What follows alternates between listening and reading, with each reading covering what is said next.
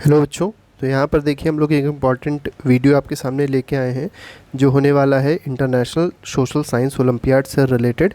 यहाँ पर हम लोग मेनली सैम्पल पेपर डिस्कस करेंगे जो कि 2024 टू 2025 का है, मतलब इस साल जो आपका पेपर होगा उसी का सैम्पल पेपर दिया गया है। सबसे पहले तो देख लेते हैं क्या पैटर्न रहता है, कैसी मार्किंग स्कीम रहती है। तो सबसे पहले देखिए हिस्ट्री के आपको 20 क्वेश्चंस मिलेंगे, हर एक क्वेश्चन 1 नंबर का होगा। ज्योग्राफी के 15 क्वेश्चंस होंगे, हर एक क्वेश्चन 1 मार्क का होगा। इसी तरीके से सोशल एंड पॉलिटिकल लाइफ जो होगी, मतलब सिविक जो है, उसके 10 क्वेश्चन होंगे, हर एक क्वेश्चन 1 नंबर का होगा। और इसके बाद जो आपको हिस्ट्री, सिविक, ज्योग्राफी 3 चीज़ें आपने देखी, इसी के आपके कुछ टफ़ क्वेश्चंस मिलेंगे जिसको अचीवर सेक्शन कहा जाता है। और ये कितने होंगे? ये होंगे 5 होंगे, ठीक है। और ये 5 तो हैं, लेकिन हर एक क्वेश्चन कितने नंबर का है? 3 नंबर का है। तो देखते हैं। अब देखिए सिलेबस क्या है। सिलेबस बेसिक एनसीईआरटी अगर आपने पढ़ी हुई है तो उसी का ही सिलेबस है पूरा, हिस्ट्री का, ज्योग्राफी का, पॉलिटिकल साइंस का, और हॉट्स भी उसी से ही आएंगे, ठीक है। तो मतलब मेनली जो सिलेबस है वो कौन सा है? एनसीईआरटी का है। और इसका पूरा हम लोग ने प्लेलिस्ट बनाई हुई है, हर एक चैप्टर वाइज प्लेलिस्ट बनी है, जिसको आप जाके डिस्क्रिप्शन पे देख सकते हैं। आपको डिस्क्रिप्शन में पूरी प्लेलिस्ट मिल जाएगी।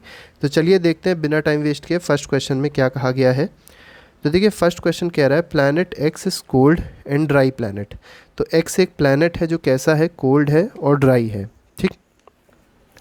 और यहाँ पर एक बात इंपॉर्टेंट ये दे दी कि इसके 2 सैटेलाइट्स है, फोबोस और डीमोस, ठीक है। अब आपको बताना है किस प्लैनेट की बात हो रही है जिसके 2 मून होते हैं, 2 सैटेलाइट होते हैं, फोबोस और डीमोस। तो ये होते हैं मार्स के, ठीक है। तो मार्स के 2 सैटेलाइट होते हैं, फोबोस और डीमोस। मरकरी और वीनस के कोई भी सैटेलाइट नहीं होते हैं, ये बात याद रखिएगा। और अर्थ का केवल एक ही सैटेलाइट है, मतलब मून है, नेचुरल सैटेलाइट। अगले पे आते हैं। क्वेश्चन नंबर 2 में कहा गया विच of the following cities is not situated on bank of river Ganga. अब गंगा रिवर के बैंक पे कौन सी सिटी नहीं सिचुएटेड है, ये आपको यहाँ पर बताना है। तो हरिद्वार सिचुएटेड है, इलाहाबाद भी है, कानपुर भी है, आगरा यहाँ पर गलत है क्योंकि आगरा कौन से रिवर के बैंक पे है? तो यमुना रिवर के बैंक पे है आगरा, ठीक है। अगले पे आते हैं। क्वेश्चन नंबर 3 देखेंगे। इसमें कहा गया, देखिए एक डेफिनेशन टाइप की दी गई है और आपसे पूछा गया ये किस चीज़ की डेफिनेशन है। इसमें दिया गया it is blanket like layer that surrounds the earth. तो अर्थ के चारों ओर एक लेयर है, जैसे अर्थ है तो एक पूरी लेयर एक सराउंड करती है अर्थ को। It contains mixture of gases. अब यहाँ पर बहुत सारी छोटी छोटी सी पार्टिकल्स हैं, गैस के पार्टिकल्स हैं पूरे में भरे हुए, जिसमें ऑक्सीजन है, नाइट्रोजन है, बहुत सारी गैसेस हैं। लेकिन जो ऑक्सीजन है उसी से क्या करते हैं, जो ऑर्गेनिजम्स होते हैं वो ब्रीथ कर सकते हैं। और यही जो लेयर है ये क्या करती है? ये प्रोटेक्ट करती है us from harmful radiations of the sun. UV rays आने से रोकती है, अल्ट्रावायलेट रेज को आने से रोकती है। अब आपको पूछा ये गया है कि इस लेयर को कहते क्या हैं, तो इसको एटमॉस्फेयर कहते हैं। सिंपल सी बात है। अगले पे आते हैं। क्वेश्चन नंबर 4 देखेंगे। इसमें कहा गया the southern part of western coastal plain is called. अब देखिए वेस्टर्न कोस्टल प्लेन का मतलब क्या है? जैसे मान के चलते हैं ये हमारा पेनिनसुलर इंडिया है, साउथ इंडिया है, तो इसमें वेस्ट किधर पड़ेगा? तो ये वाला वेस्ट एरिया है और ये वाला ईस्ट एरिया है, ठीक है। तो सबसे ऊपर आप देखेंगे जो पोर्शन होता है इसको कहते हैं कोंकण, ठीक है। इसके बाद छोटा सा पोर्शन मिलेगा कन्नड़ होता है, कन्नड़ कोस्ट है। और इसका जो नीचे वाला पोर्शन होता है ये क्या है? ये आपका मालाबार कोस्ट होता है, ठीक है। तो यही आपसे पूछा गया था कि southern part of western coastal plain. तो वेस्ट कोस्ट प्लेन का कौन सा पार्ट है? सदर्न पार्ट पूछा गया है, तो क्या आंसर हो जाएगा? मालाबार कोस्ट हो जाएगा। तो यहाँ पर डी ऑप्शन बिल्कुल सही है। इसी में अगर नदर्न पार्ट पूछा था वेस्टर्न कोस्टल प्लेन का तो क्या हो जाता? अब नॉर्दर्न सरकार ना लगा दीजिएगा, गलत हो जाएगा, कोंकण के कोस्ट हो जाता, ठीक है। अगले पे आएंगे, अगला क्वेश्चन देखेंगे। क्वेश्चन नंबर 5 देखिए किधर की ओर दिया, ये इधर है, ठीक। इसमें कहा गया the script of Romans was. अब देखिए जो रोमन जो स्क्रिप्ट यूज़ करते थे वो कैसी थी? वो पिक्चर बेस्ड स्क्रिप्ट होती थी, तो इसीलिए उसको क्या कहा गया है? पिक्टोग्राफिक कहा गया है। तो यहाँ पर डी ऑप्शन सही है, ठीक है। स्क्रिप्ट यूज्ड बाय हड़प्पन की बात है, रोमन की बात नहीं, हड़प्पन की बात हो रही है। मतलब इंडस वैली सिविलाइजेशन में जो भी स्क्रिप्ट थी वो मतलब लिखा तो कुछ ना कुछ उन लोग ने था ही था, लेकिन उसमें उन लोग क्या करते हैं? मेनली पिक्चर्स बनाते थे, इसीलिए उसको क्या कहा गया है? पिक्टोग्राफिक स्क्रिप्ट कही गई है। अगले पे आते हैं। क्वेश्चन नंबर 6 में कहा गया the people tree under which Gautam Buddha attend enlightenment. अब देखिए आपको ये पता होगा बोध गया में गौतम बुद्ध को एनलाइटनमेंट हुई थी, लेकिन ये पूछा गया है किस पेड़ के नीचे हुई थी, क्योंकि ये भी पता होगा कि पेड़ के नीचे हुई थी, तो उस पेड़ को क्या कहते हैं, उस पेड़ का क्या नाम है, तो बोधि वृक्ष कहते हैं उसको। ठीक है, चलिए बोधि वृक्ष बताइएगा ये कौन सा पेड़ है। ऑप्शन है नीम का पेड़ है, पीपल का पेड़ है, ठीक है, या बनियान का पेड़ है। ये आप बताइएगा कौन सा पेड़ है जिसके नीचे गौतम बुद्ध को एनलाइटनमेंट हुआ था, ज्ञान की प्राप्ति हुई थी। ठीक है, हालांकि इसका नाम क्या है, इसको कहा जाता है बोधि वृक्ष। अगले पे आते हैं, क्वेश्चन नंबर 7 में कहा गया who takes care of the land records at village level. अब देखिए विलेज लेवल पे जो लैंड रिकॉर्ड्स होते हैं उसका लेखा जोखा कौन रखता है, टेक केयर कौन करता है, तो ये पटवारी करता है। ठीक है, इसको लेखपाल भी कहा जाता है। डिस्ट्रिक्ट कलेक्टर डीएम होता है, गलत हो जाएगा। चौकीदार भी गलत है। तहसीलदार यही सेम काम करता है लेकिन तहसील स्तर पे करता है।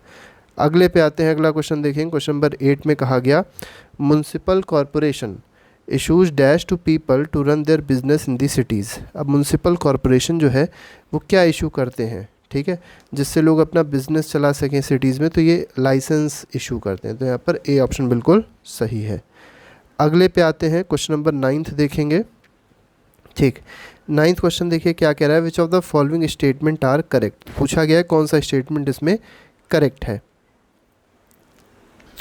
तो देखिए इस क्वेश्चन को थोड़ा ऐसे बड़ा करके देखेंगे क्योंकि इसमें दोनों तरफ आप देख सकते हैं, इधर भी क्वेश्चन है इधर भी क्वेश्चन है। ठीक है, यहाँ पर आपको मल्टीपल ऑप्शंस दिए हैं तो थोड़ा सा टफ क्वेश्चन ये हो जाता है। तो यहाँ पर कहा गया, पूछा गया कौन सा करेक्ट है। तो पहले तो याद रखिएगा करेक्ट पे अंडरलाइन कर लीजिएगा क्योंकि कभी कभी इनकरेक्ट दिया होता है क्वेश्चन में।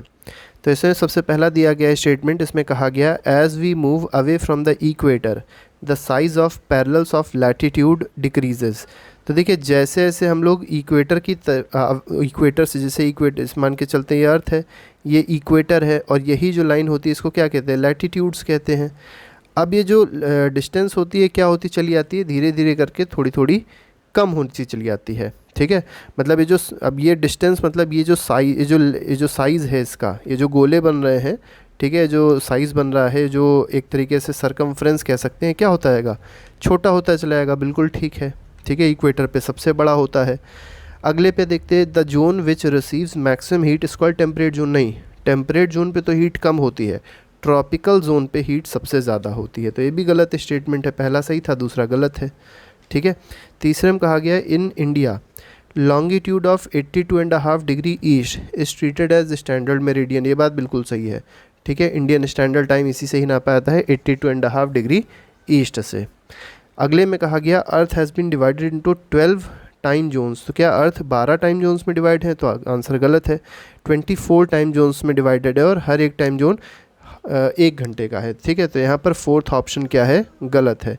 तो कौन कौन से स्टेटमेंट सही हो गए, पहला स्टेटमेंट सही है और तीसरा स्टेटमेंट भी क्या है, बिल्कुल सही है। तो यहाँ पर अगर देखा जाए पहला गलत है, बी ऑप्शन इसमें बिल्कुल सही हो जाएगा। अगला क्वेश्चन देख लेते हैं, लास्ट क्वेश्चन है आज का। इसमें देखिए मैच द कॉलम दिया गया है आपको कुछ इधर, क्योंकि ज्योग्राफी में एक चैप्टर भी है जिसका नाम मैप्स है, तो उसी से ये क्वेश्चन लिया गया है। ठीक है, स्मॉल स्केल मैप पूछा गया है। राइट साइड में आप देख सकते हैं क्या क्या चीज़ें उससे दी जाती हैं, वो दिया गया है आपको। जैसे स्मॉल स्केल मैप है तो इससे क्या होता है, तो मैप ऑफ लार्ज रीजन, नाम है स्मॉल स्केल मैप, लेकिन इससे क्या करते हैं, मैप बनाते हैं लार्ज रीजन का। इसके बाद लार्ज स्केल मैप दिया गया है, तो लार्ज स्केल मैप से क्या करते हैं, small area with great details. तो कोई छोटा एरिया होता है लेकिन उसमें बहुत ज़्यादा हमको जब डिटेल दिखानी होती है तो लार्ज स्केल मैप हम लोग यूज़ करते हैं। थीमेटिक मैप क्या होता है, थीमेटिक मैप के बारे में पूछा गया है। तो थीमेटिक मैप में अगर देखा जाए तो रोड्स और रेलवेज़ को इसमें इंडिकेट किया जाता है। फिज़िकल मैप क्या होता है, फिज़िकल का मतलब उसमें रिवर्स होंगी, माउंटेन्स होंगे, लेक्स होंगे, तो ये सब चीज़ जब दिखाई जाती है तो उसको क्या कहते हैं, फिज़िकल मैप कहते हैं। तो इस तरीके से यह 10 MCQs थे जो कि सैम्पल पेपर था ISSO का। इसके अलावा और बहुत सारे सैम्पल पेपर्स हैं जो हम लोग ने पहले से ही पोस्ट किए हैं और प्लेलिस्ट में लगे हैं, उसको आप देख सकते हो, अपना रिविज़न अच्छे से कर सकते हैं। तो अभी के लिए फ़िलहाल नहीं, thank you very much, good bye, जय हिंद।